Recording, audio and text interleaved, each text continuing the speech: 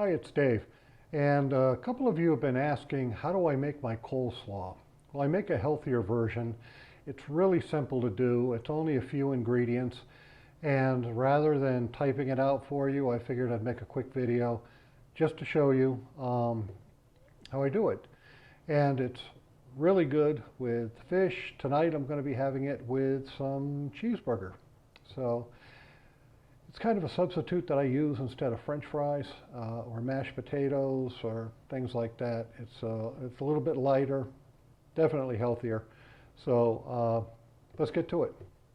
All right, we're going to start out with a large bowl. And the first thing I'm going to do is add some wet ingredients. First thing I'm going to use is I've got 5% plain yogurt.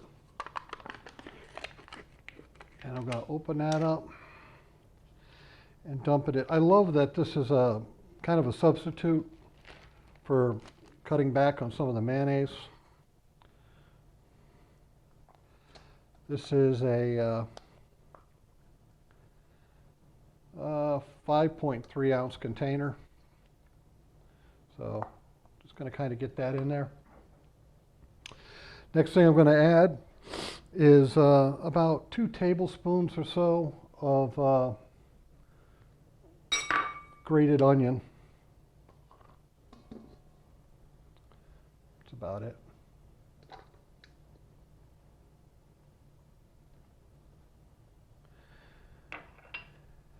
Now, the other thing I'm going to add for some dry ingredients, a lot of them use sugar. I use monk fruit, and I'm only going to use about a tablespoon of monk fruit. So I have a tablespoon of monk fruit here.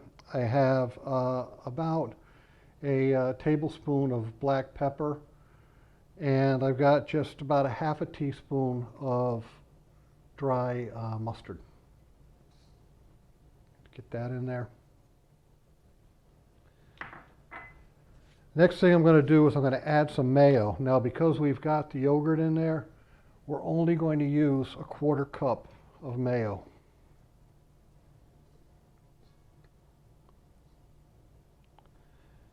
Get all that in there.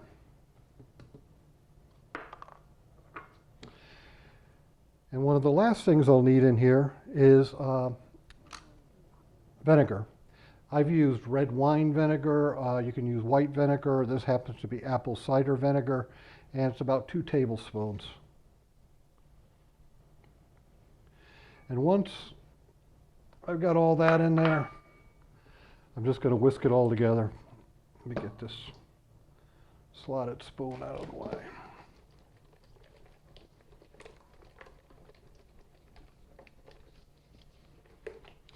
Now we're going to add salt later, but we're just going to add it to taste, because you can always, if you put in too much salt, you're messed up.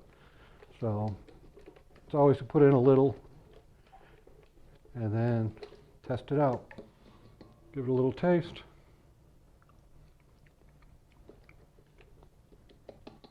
It's great. It's nice and light. Now what we're going to do is add some bagged cabbage. This is stuff you'd find at the produce department in a bag. It's just shredded cabbage, red cabbage, regular cabbage, some carrots. Usually it comes in a bag. Just check the date. I already happen to have some in the bowl here. And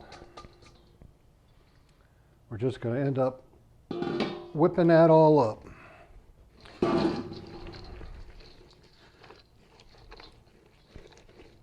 Kind of toss it, mix it. Makes a really colorful, light coleslaw.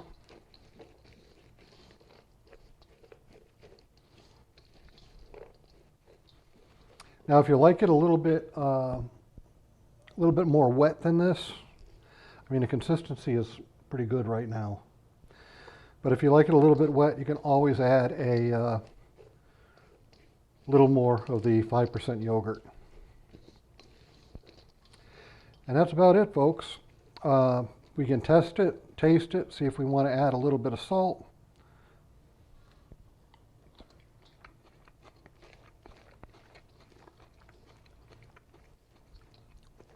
That's perfect for me. I might add a little bit of more black pepper. The other thing I didn't have in my pantry, which you should add, is maybe a teaspoon of celery seed. That really brings out a lot of special flavor.